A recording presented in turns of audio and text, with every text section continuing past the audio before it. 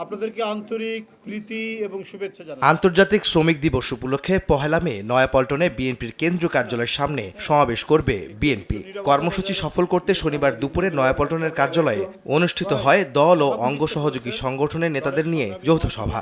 সভাপতিত্ব করেন দলটির মহাসচিব মির্জা ফখরুল ইসলাম আলমগীর। সঙ্গে ছিলেন সিনিয়র যুগ্ম মহাসচিব রুহুল কবির রিজভী আহমেদ।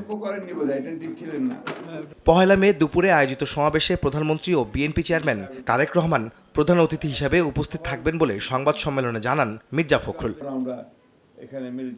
গত জাতীয় নির্বাচনে ইঞ্জিনিয়ারিং নিয়ে জামাত আমিরের অভিযোগের নিন্দা ও প্রতিবাদ জানান বিএনপি মহাসচিব।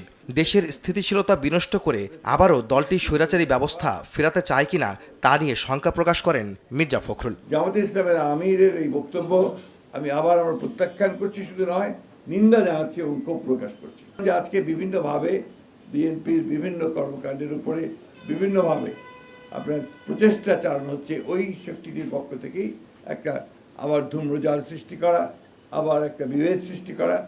মাসালা মিল্ক ও পিৎজার সাথে ফিন and crunchy biscuit fit biscuit, যখন তখন ইটিং, যেখানে সেখানে ফিটিং। আবার একটা ফ্যাসিস্ট শাসনের পায়তারা তারা করছে কিনা সেটা আমাদেরকে চিন্তা করতে হবে, দেশবাসীকে চিন্তা করতে হবে।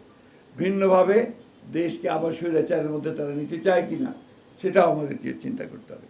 এবং তাদের যে অতীত ইতিহাস, সেই ইতিহাস আমরা সবাই খুব ভালো করে জানি। সেই কারণেই সমগ্র জাতি অত্যন্ত সচেতনভাবে তাদেরকে প্রত্যাখ্যান করেছে।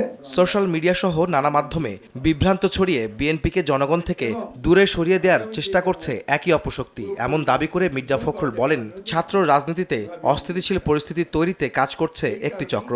সচেতন শিক্ষার্থীরা তাদের অপচেষ্টা প্রতিহত করবে। এখনো আবার দেখেন যে সমস্ত কার্টুনগুলো করে তারা দিচ্ছে এবং সেগুলো নিয়ে যে প্রচেষ্টা তৈরি করছে, খুব স্পষ্টভাবে বোঝা যায় যে ওই শক্তি যা বাংলাদেশকে অস্থিতিশীল করতে চায়। ছাত্র রাজনীতিতে এই ধরনের যে একটা অবস্থা তৈরি করার যে প্রচেষ্টা করা হচ্ছে, আমরা তারও নিন্দা জানাচ্ছি।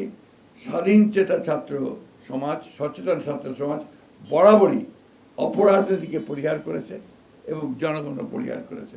এবং আমরা এবারও দেখব যে জনগণ এগুলোকে প্রতিরোধ করবে এবং তাদেরকে পরিহার করবে। দেশ ও দেশের রাজনীতি নিয়ে যে কোনো অপতৎপরতা অতীতের মতো জনগণ প্রতিহত করবে বলেও আশা প্রকাশ করেন বিএনপি মহাসচিব। তৈরি করার যে প্রচেষ্টা আহমেদ সালেহীন, সময় সংবাদ, ঢাকা।